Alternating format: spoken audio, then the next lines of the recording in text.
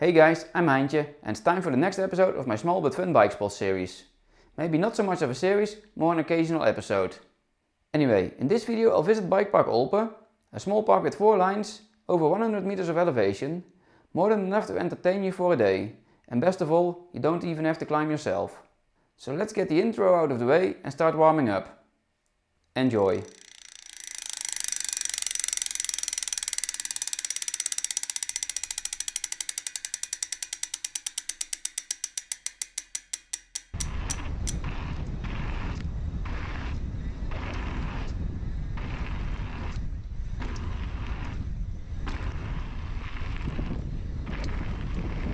We started off with a very easy flow line. This is also the only line that connects the parking lot with the rest of the bike park. From what I've shown so far, you might not expect anything crazy. You can imagine how surprised I was encountering a gap jump on a line like this. Sure, it's a small and easy gap, still, I wouldn't expect it here.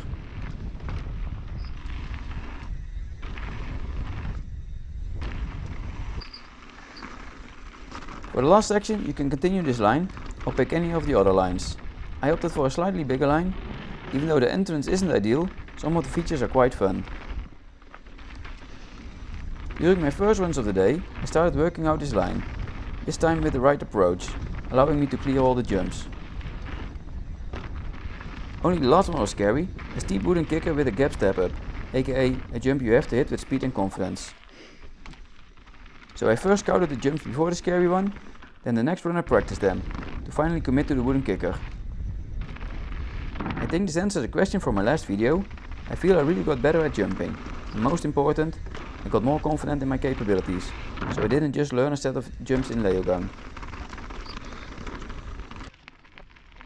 With this section out of the way, it's time to move on to the top for the freeride line, a line that starts pretty flat with a couple of tables.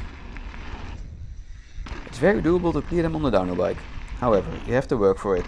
This will probably summarize my feeling of the morning. This park is hard work on the downhill bike, even to the point I kinda regretted I didn't bring my hardtail. Then at some point you get a small technical section that enters the wood. In the beginning the loose over hard feels a bit sketchy, however, after a couple of runs you get used to it and this part becomes a fun mix of styles.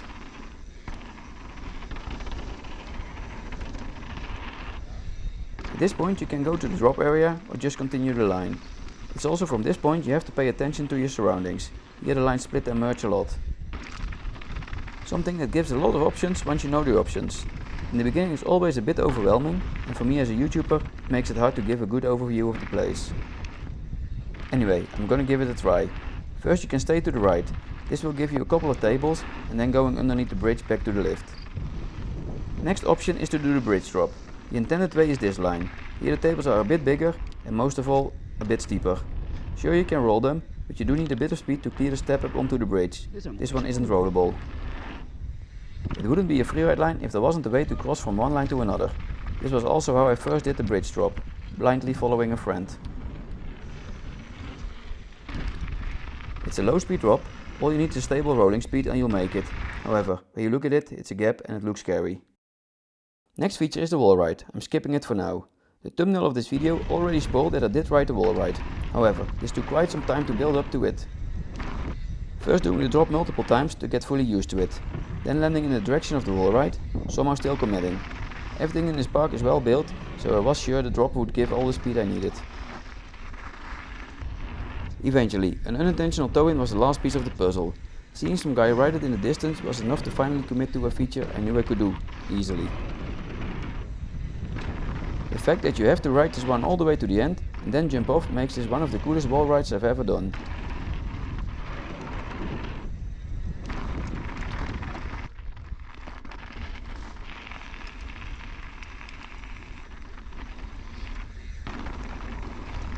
Back to the top for the next line, the race line, or so it's called.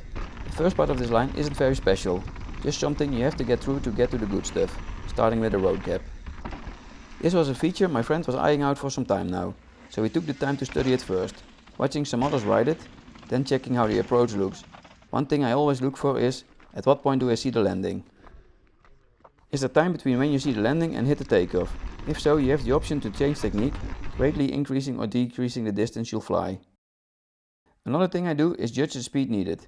This is something I can't put to words, it's a feeling. After riding hundreds of jumps and drops, you'll get a feeling for the speed needed.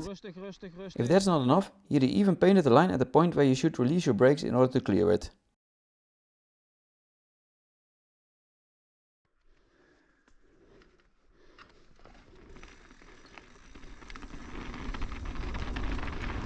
When I finally went for it after all this preparation, it was a bit of a bummer. Or it's the Leogang effect. Anyway, this feature felt small and boring. Boring!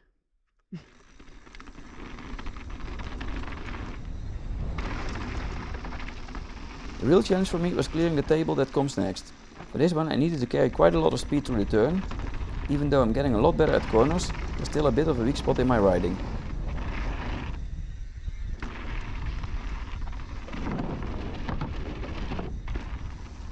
So far I feel everything I could and would have ridden on my hardtail if needed. Until now. Here in the drop area are some really big drops. The lower one of these two is already over 2 meters. That is to the start of the landing, so you drop even more.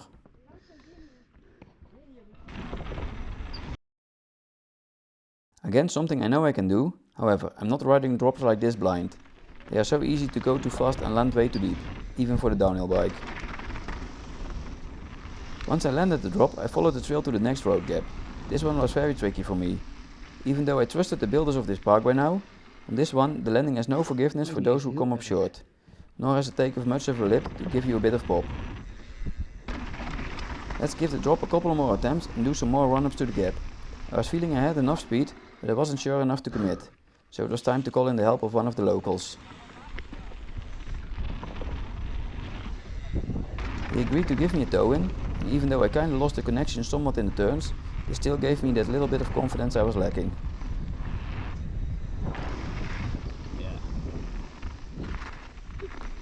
For now I was happy with this one jump, the next one is for later. Oh, and those of you complaining my English is bad, wait till you hear my German. Ja, scary, aber nicht so scary, so, da habe ich es gemacht und dann diese nicht, maar es kommt noch. Now it was time to get more comfortable with this gap, so I can get to the point that I can focus purely on the second one, and string the line together. Again, a jump that was hard to judge for me, but surprisingly easy.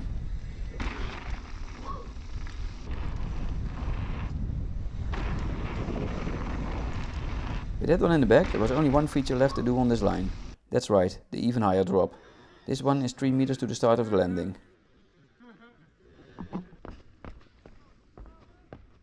I checked it out one more time and went for it.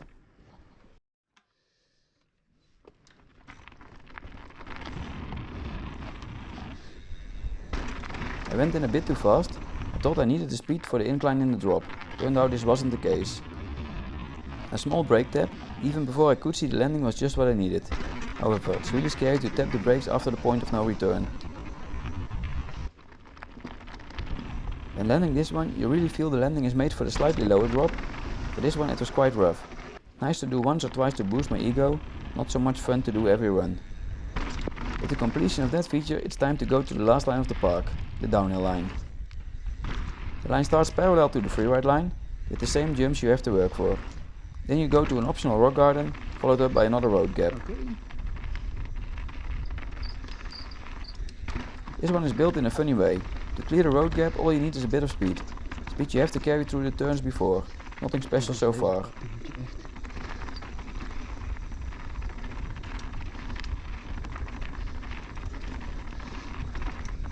The funny part is, when you take the rock garden option, the setup is so much better. So maybe the rock garden is not that optional after all.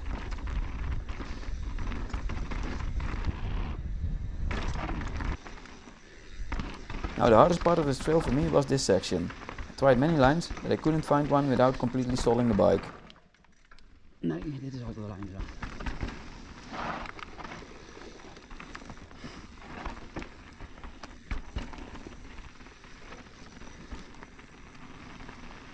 To end the line with the river gap.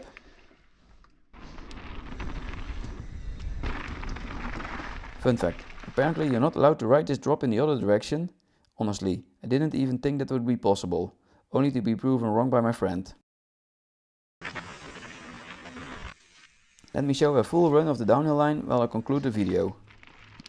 Bikepark Olpe is a small but great built park. Everything is built in a way that makes sense.